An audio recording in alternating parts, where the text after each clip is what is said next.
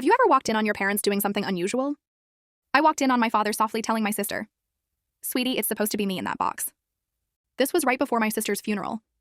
He wasn't sobbing as he said it.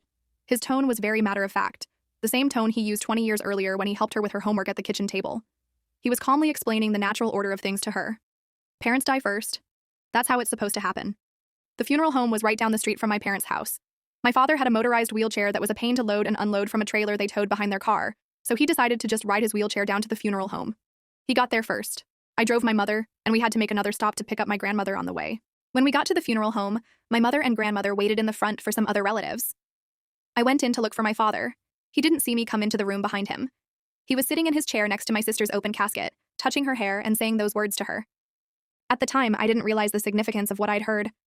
I was more shocked by seeing my sister. I hadn't seen her for a few years before that. The mortician did a good job.